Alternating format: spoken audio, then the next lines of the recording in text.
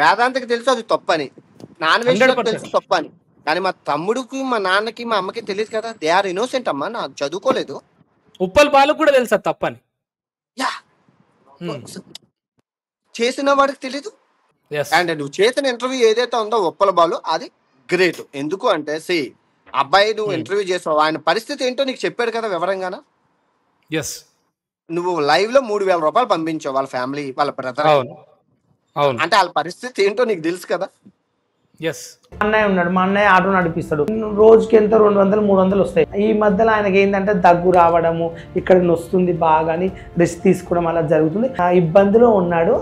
ఇక నేను ఉన్నంత దినాలు ఆయన 3 ఆడపిల్లలు మంచిగా చూసుకోవాలి, నేను పెళ్లి చేసుకోకుండా నాకు కోరిక ఉంది. ఇక 3,000 రూపాయలు కొట్టినా నా పేరేం చెప్పకు, నువ్వే చెప్పు, హెల్త్ బాగాలేదు కదా, జాగ్రత్తగా ఉండి మెడిసిన్ ఏమని తెచ్చుకో అని చెప్పు.